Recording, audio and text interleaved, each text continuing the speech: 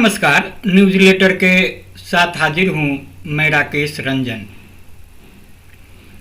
देश की सियासत को यानी अपने देश भारत की सियासत को देखिए। 14 से शुरू करेंगे तो 2024 ऐसा वर्ष है, नरेंद्र मोदी सरकार का 11वां वर्ष, जिसमें जो परिस्थितियां हैं पूरी तरह उलट है। बीते 10 वर्षों में जो नरेंद्र मोदी दिख रहे थे वे नरेंद्र मोदी अब नहीं रहे। 2 कदम आगे बढ़ाते हैं तो 2 कदम पीछे हटने की मजबूरी है। अभी लेटरल एंट्री के मामले को देख लीजिए, या फिर SC/ST आरक्षण में क्रीमी लेयर के मामले को।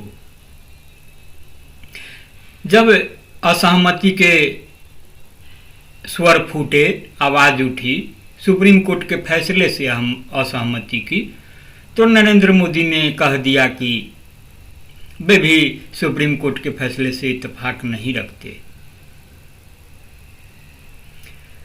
भारत बंद था कल ही इसी फैसले के विरोध में, जो सुप्रीम कोर्ट का फैसला है। मांग की जा रही है कि सरकार इसके लिए खास व्यवस्था करे और संविधान में यह सुनिश्चित करे कि क्रीमी लेयर में SC/ST जैसी कोई बात नहीं होगी। इसमें भी कई तरह की बातें हुई। भाजपा यह बताकर समझकर खुश दिखी कि विपक्ष में एकजुटता नहीं रही इस मसले को लेकर।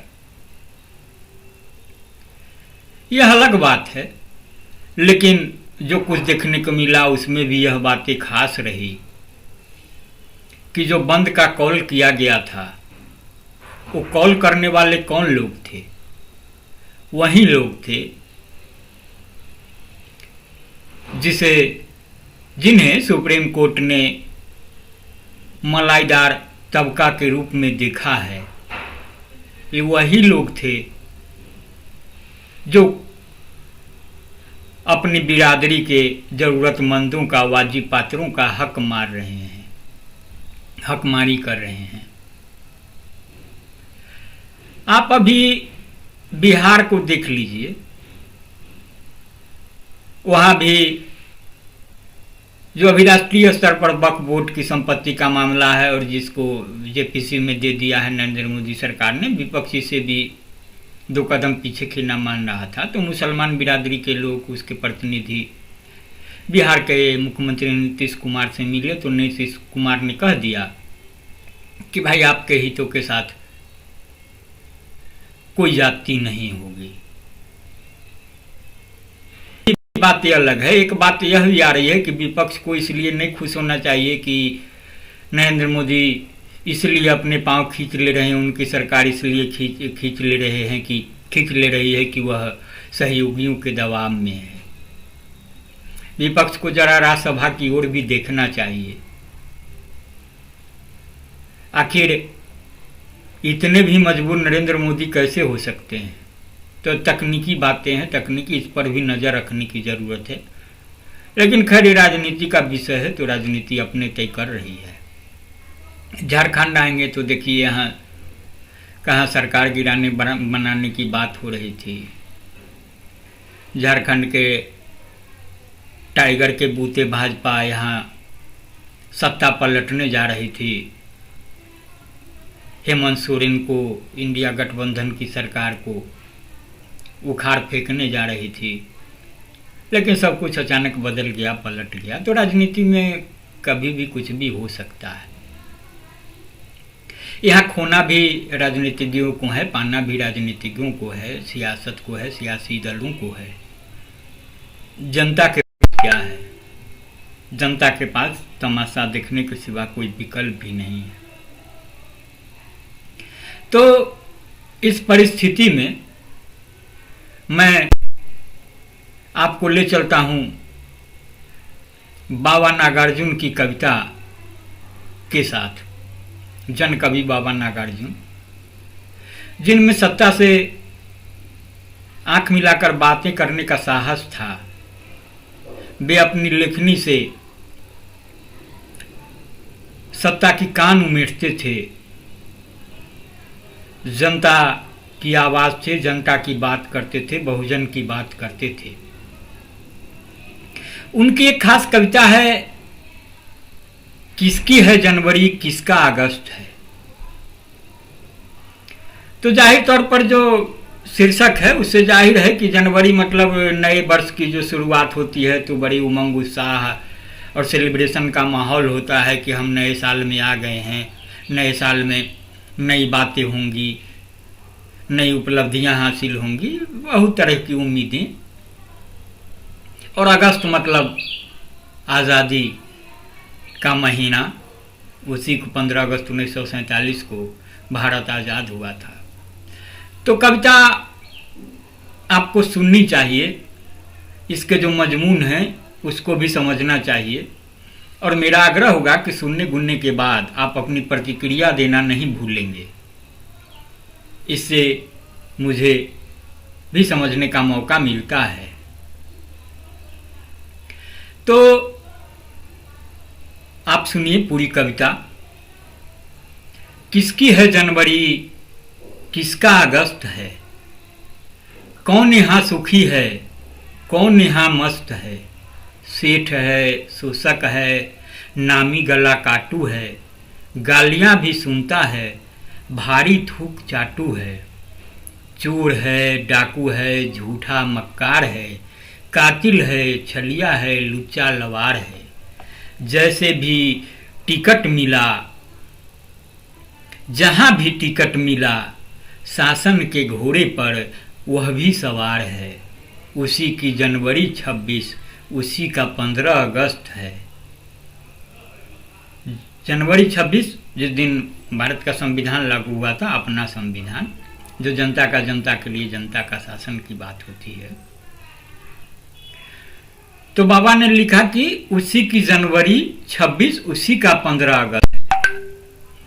पटना है दिल्ली है वहीं सब जुगाड़ है, मेला है ठेला है भारी भीड़ भाड़ है, फ्रिज है सोफा है बिजली का झाड़ है, फैशन की ओट है सब कुछ उघाड़ है, पब्लिक की पीठ पर बजट का पहाड़ है, गिन लो जी गिन लो जी गिन लो जी गिन लो, मास्टर की छाती में कैठो हार है। हार मतलब हड्डी फसली जो होता है। गिन लो जी गिन लो गिन लो जी गिन लो, मजदूर की छाती में कैठो हार है, गिन लो जी गिन लो गिन लो जी गिन लो, घरनी की छाती में कैठो हार है, गिन लो जी गिन लो गिन लो जी गिन लो, बच्चे की छाती में कैठो हार है, देख लो जी देख लो देख लो जी देख लो, पब्लिक की पीठ पर बजट का पहाड़ है, किसकी है जनवरी किसका अगस्त है, कौन यहाँ सुखी है कौन यहाँ मस्त है। तो बाबा नागार्जुन बाबा के नाम से जनकवि हैं, तो उनसे मेरी भी मुलाकात रही है, मेरा सौभाग्य रहा है उनके रहन सहन उनके विचार को करीब से देखा है। तो बाबा कौन यहाँ सुखी है कौन यहाँ मस्त है इसका जवाब भी देते हैं। सेठ ही सुखी है सेठ ही मस्त है।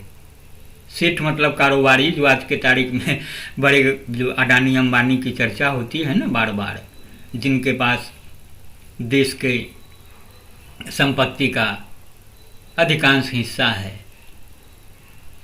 तो सेठ ही सुखी है सेठ ही मस्त है, मंत्री ही सुखी है मंत्री ही मस्त है, उसी की है जनवरी उसी का अगस्त है। तो आप बाबा की कविता को सुनेंगे और उसके भाव को उसके अर्थ को जब समझेंगे तो यकीन मानिए बाबा की बातें आपको झकझोरेंगी। फिर आप अपने को उस सच के करीब पाएंगे जिस सच के करीब आने से आपको सियासत रोकती है। सियासत के जो साथी होते हैं, जो सेठ होते हैं, वो बहुत बड़े तरीके से आवरण देने का काम करते हैं, हुकूमत को पर्दादारी करते हैं, और आप जो असल सवाल है, जो असल स्थिति है, उससे मुंह फेरे रहते हैं। तो मेरी उम्मीद यही है कि जब आप बाबा की कविता को सुनेंगे, उसे गुनेंगे, तो फिर जो आपके अंदर जो भाव प्रकट होगा, जो हालात हैं उसको लेकर जो आपके मन में पीड़ा उठेगी, टीस उठेगी, और जो समझ बनेगी, उससे हमें भी मुझे भी अवगत कराएंगे, ताकि मैं आपकी प्रतिक्रिया को समेट कर फिर एक नए वीडियो में आम लोगों को, दूसरे लोगों को भी अवगत कराऊं जहां तक मेरी बात नहीं पहुंच पाई है। तो लाइक करेंगे, शेयर करेंगे, और मेरा एक आग्रह होगा कि अगर आपने अब तक न्यूज़लेटर विद राकेश रंजन को सब्सक्राइब नहीं किया है तो सब्सक्राइब भी करेंगे। नमस्कार।